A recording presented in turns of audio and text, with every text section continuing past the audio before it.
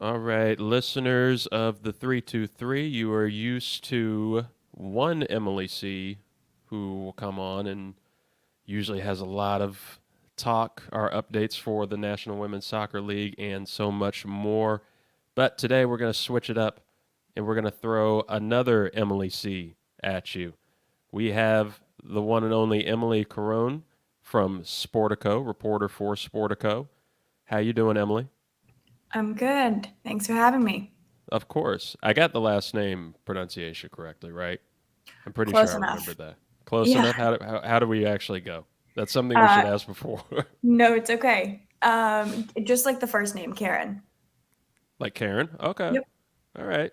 Well, we got that down. Emily Caron of Sportico is here. We got plenty to talk about. First off, how have you been enjoying Sportico and reporting there? It's been good. It's there's plenty to cover when kind of the beat is women's sports, which obviously has a ton under it. So keeps me busy and it keeps me challenged. Good, good. Well, we'll get into plenty with women's sports. I'm going to start with one story that we haven't been able to cover yet on the show. I'm happy to go into it with you. Is Serena Williams is retiring from tennis finally after this year's U.S. Open, which is going to run from August 29th to September 11th. She's done everything. She's done anything pretty much. Everything but break Margaret Court's Grand Slam title record of 24. But even without that, you can't ask anything more of Serena Williams.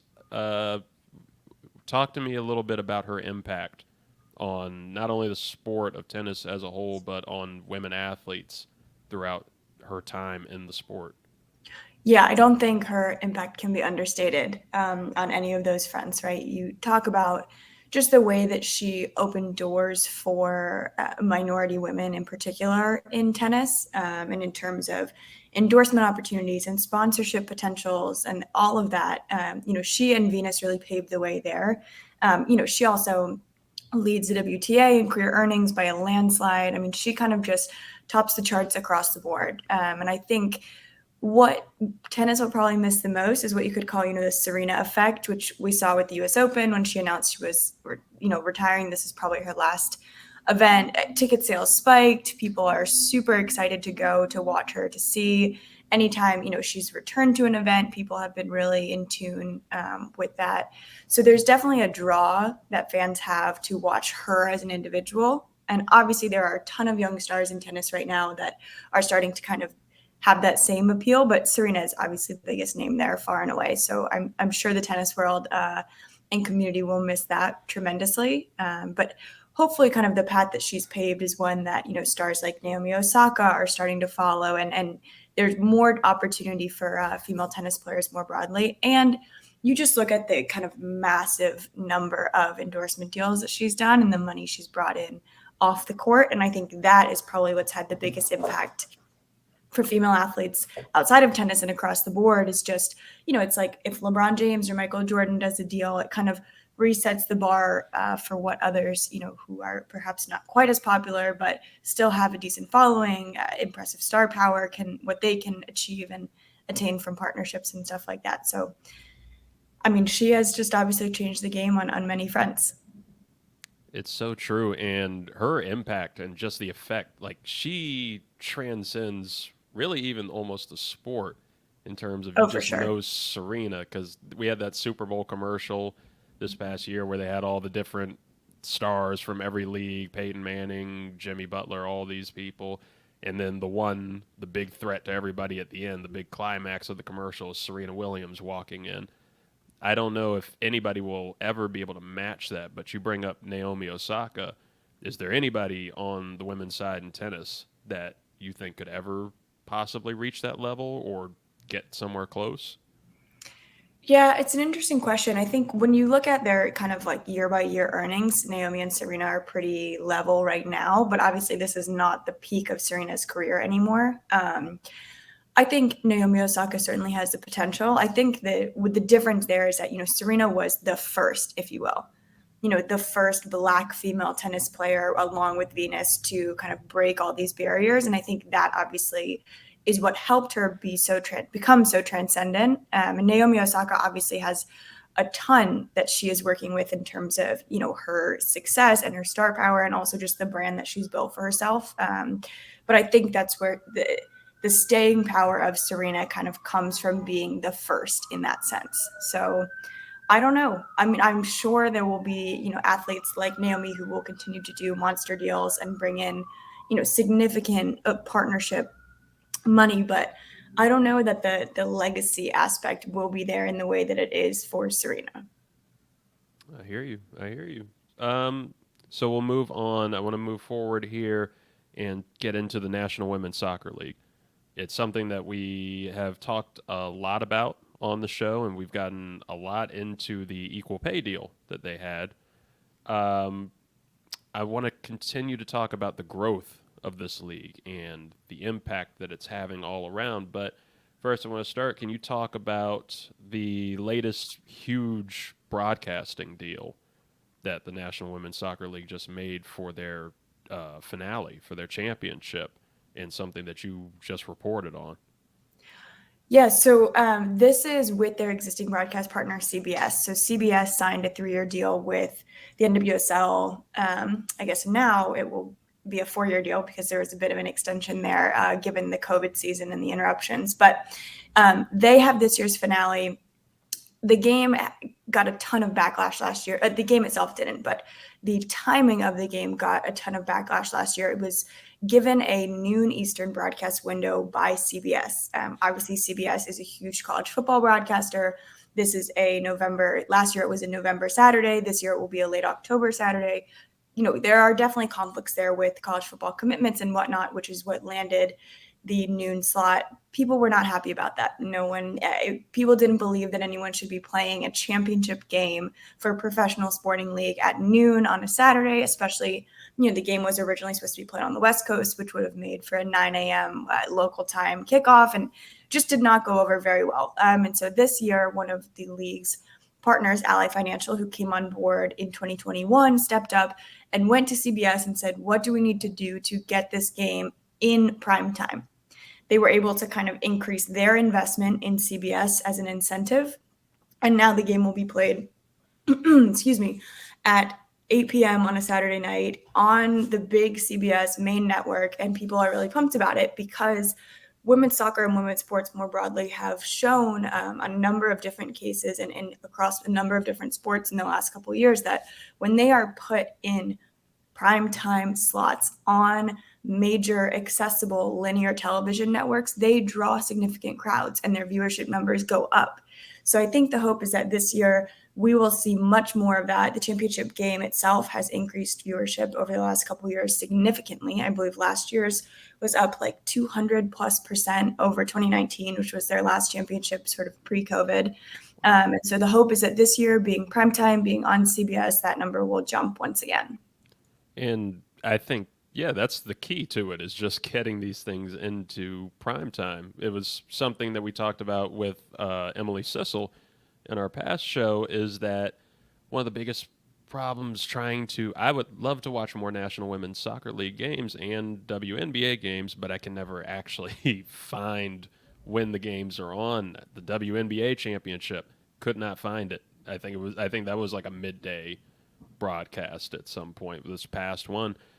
But yeah, or a lot of them end up on like ESPN2 or ESPN3 right. or something that, when folks are flipping through the channels, you're not always just like, oh, let me flip to ESPN3 and see what's on tonight. Yeah. And I think the impact is just there with the National Women's Soccer League in terms of just the star power that's there, especially compared to the men's side. I can't really name any of the men's players on the side. I'm not a big soccer person myself, but I at least know and recognize so many of the faces on the women's side. So it's fantastic to see them get this push into prime time on CBS. Are there any other? What else has the National Women's Soccer League been doing to try and increase attention and increase popularity for the league? Yeah, I think it's a really interesting situation there where I think a lot of the momentum has actually come from the individual teams. With the support of the league, obviously, but you have these U.S. Women's National Team players who everyone knows, the folks you were probably just alluding to, who are all playing in the NWSL, but they're kind of all scattered across a bunch of different teams. Maybe you're still following Alex Morgan, maybe you're still following Kristen Press, but those are one-off instances, and then you're really paying attention to them when they're playing in their U.S. Women's National Team games and that kind of stuff. So what the teams have done at kind of the individual level is really try to push their local community involvement and grow that fan base so that fans become increasingly connected to a team as opposed to just one U.S. Women's National Team player, depending on what team they're playing on that year, or if they happen to be in a game that you can watch on a Saturday.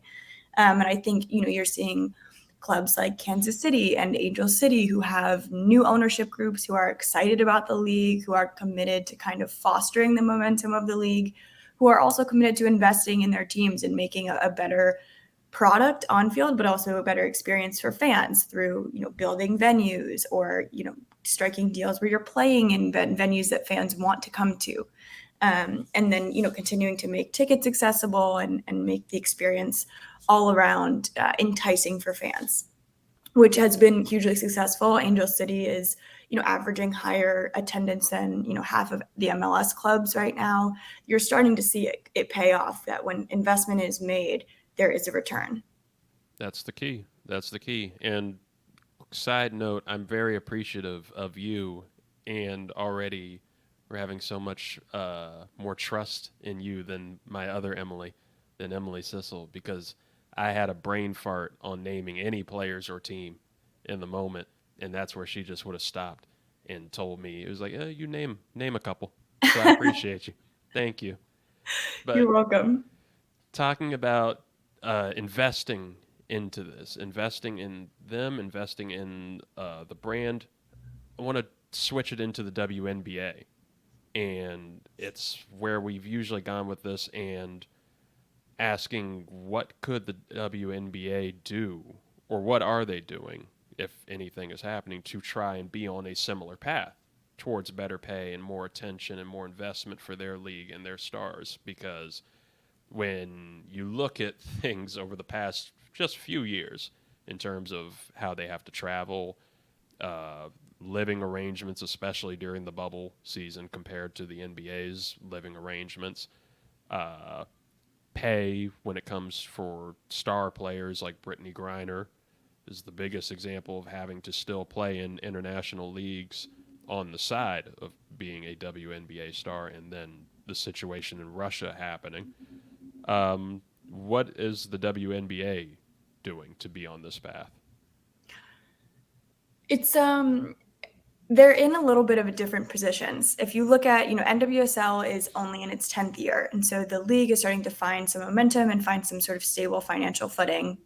And I think because of that, you look at NWSL salaries just increased significantly with their first ever CBA, but they still lag significantly behind where WNBA salaries are, which both still lag significantly behind, men's professional salaries, even in Major League Soccer or something like that.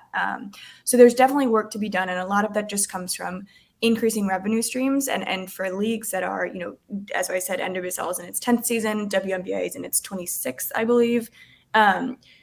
Those 26 years may sound like a long time, but, the money that the NBA is generating is in its 75th, 76th year, right? These leagues have been around, the men's leagues, for a very long time. And so they have really had much more time to build up a broadcast audience that they can sell, all of that stuff. And so I think the WNBA is really just focused on finding areas where it can increase revenue so that it can continue to boost those salaries in its next CBA once again, and finding other ways to incentivize players to stay stateside in the off season. As you mentioned, obviously, WNBA players, their max salary is, I think it's $224,000. It may be a little bit more this year. There's opportunities for them to increase that through, different marketing channels and opportunities that the league has. So you could top out around $500,000, which is not an insignificant salary per year. but it's not on the same playing field as men's professional athletes. And so that's why you see a lot of these players. And that's also the absolute maximum in the WNBA, right? You're talking about the average player making far less than that. And that's why a lot of them will go overseas where, especially if you're a big name, you can make 7 figures in a single off season. Yeah. It's going to take a long time for the WNBA to be able to match that.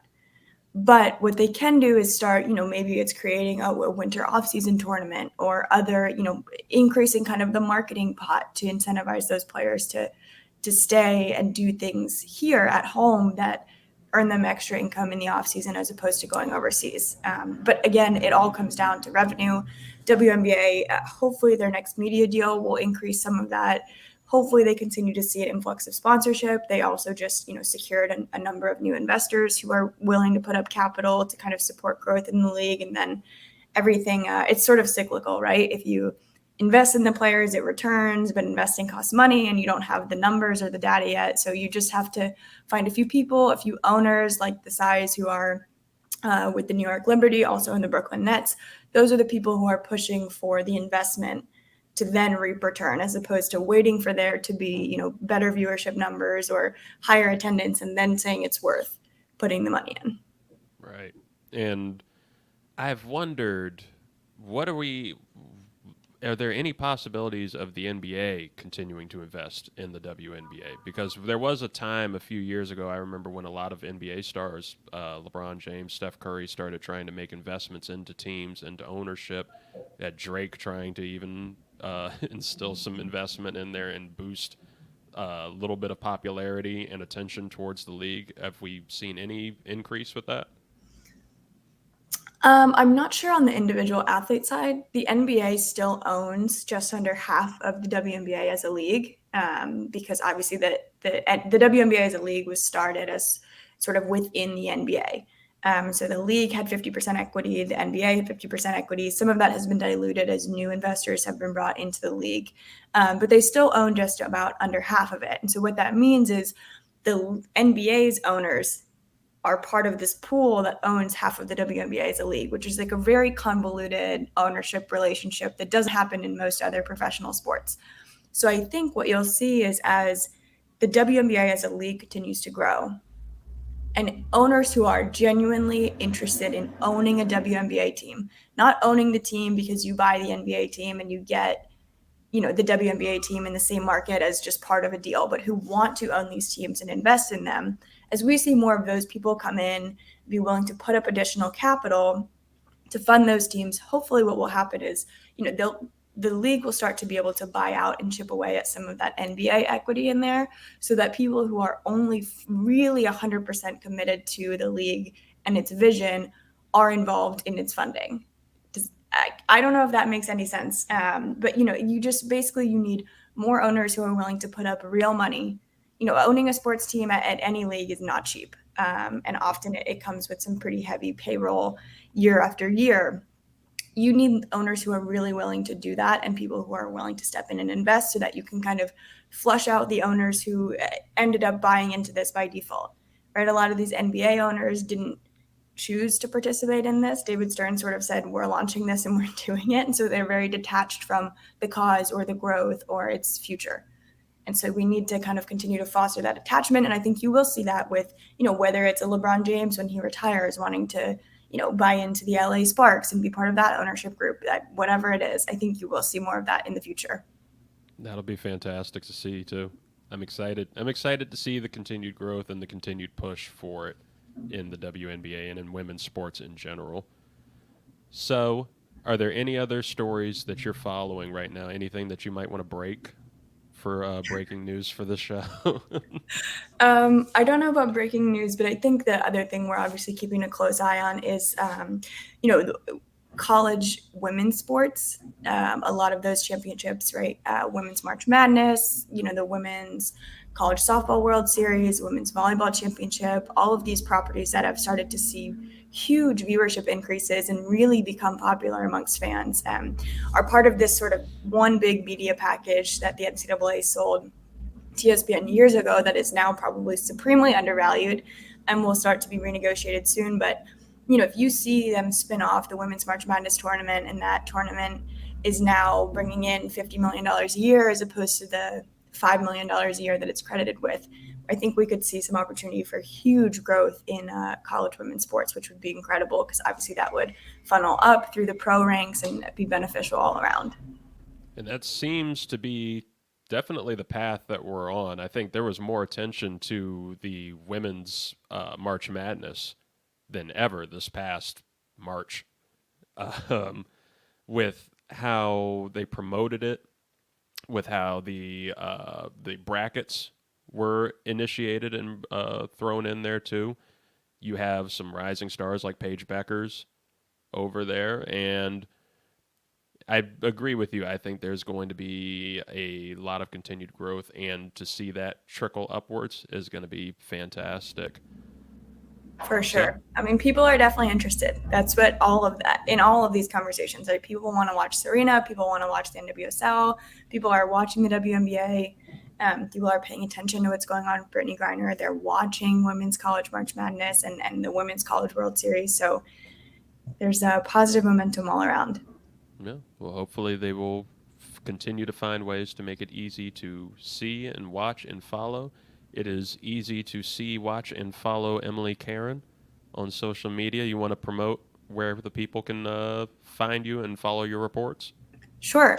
You can find me on Twitter. I'm at _EM Caron, Caron. You can also follow all of our work at Sportico on Twitter, on Instagram, on YouTube, on our site, wherever it is. Do it, ladies and gentlemen. She's a fantastic follow. Emily, thank you for being on the show today. Happy to be here. Thanks for having me.